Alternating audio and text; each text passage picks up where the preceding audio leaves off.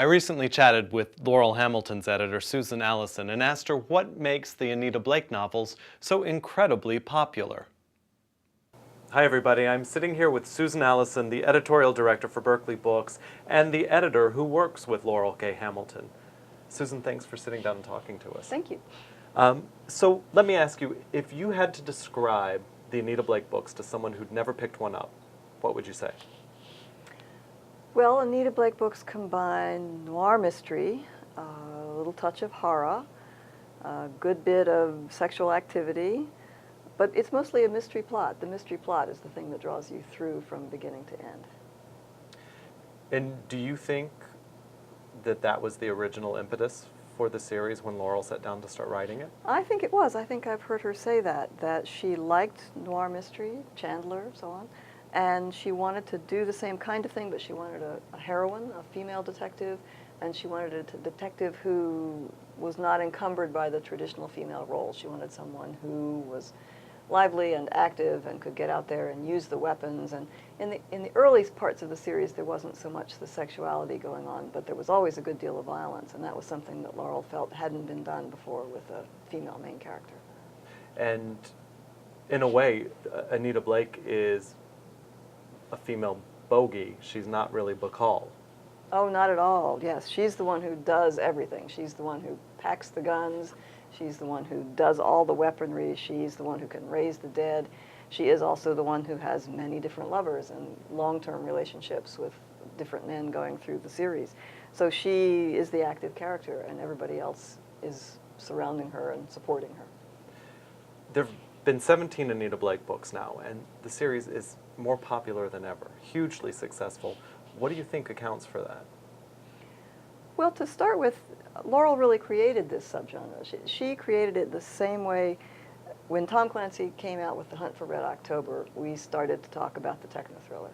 When Laurell Hamilton came out with Guilty Pleasures, and maybe the first couple of books that followed that, we began to talk about paranormal. Paranormal began to be a subgenre. Guilty Pleasures was published in 1993. That's really early. That's way before anyone else came along writing in this mix of genres.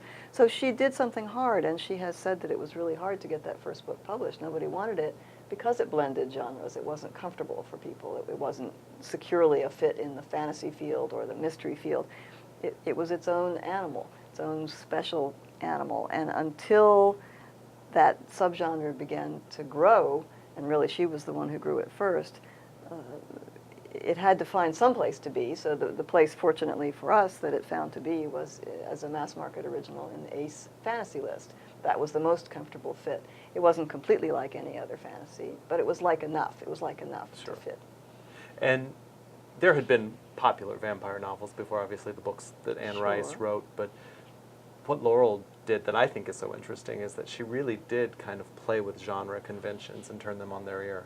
Yes, she mixes it all up, and the vampires, well, the vampires are still bad guys. They do plenty of bad things, but also that the vampires become the love interest and the vampires become the good guys. That's kind of new. Some of the vampires in Anne Rice are sympathetic, but they're nearly always very chilling. You don't feel for them. The first books in the Anita Blake series were published as mass market genre novels. Right. And as we've gone through, the most recent book in the series, Skin Trade, is a really big mainstream hardcover novel. Number one. Number one, exactly. How can you describe that evolution for us? Well, as is often the case with mass market originals, you publish a couple of books to see whether the market is responding to them. You begin to see the market responding to them, and they move gradually higher on the list, but still as paperback originals. It wasn't until the 9th book, Obsidian Butterfly was the 9th book, and we moved into hardcover at that point, carefully. But it was obvious from the response that that was the right thing to do, that there was a hardcover audience.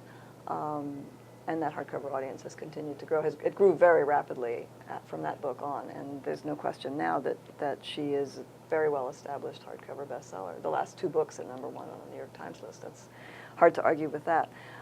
We've also seen more and more people coming to the paperbacks. I mean, her paperback audience is growing, and this time we had the paperback of Blood Noir on the New York Times list for 3 weeks. So in addition to the people who come to the hardcover, there are still readers who wait for the paperback or who are just discovering her and buy the paperback.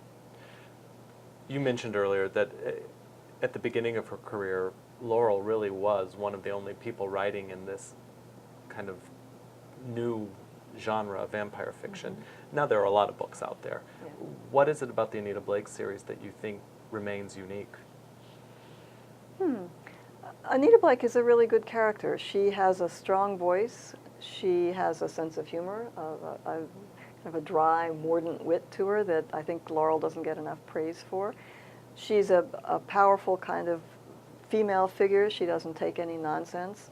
She sometimes has to do things that are very unpleasant, but she does them without flinching, and it's only afterward that she suffers herself from knowing what she's had to do.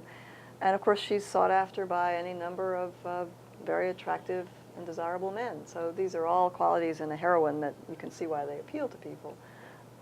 I think that the books also, they solve a very interesting and complicated mystery. Particularly the skin trade mystery is a really interesting one. It involves a lot of paranormal creatures, but it also involves a satisfying mystery conclusion. So Susan, before we go, can you give us a little bit of a sneak peek at what's next for Laurell Hamilton?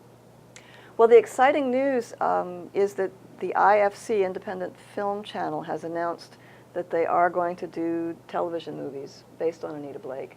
And they say the first one, you never know for sure here, we haven't had it cast yet, but should be summer of 2010.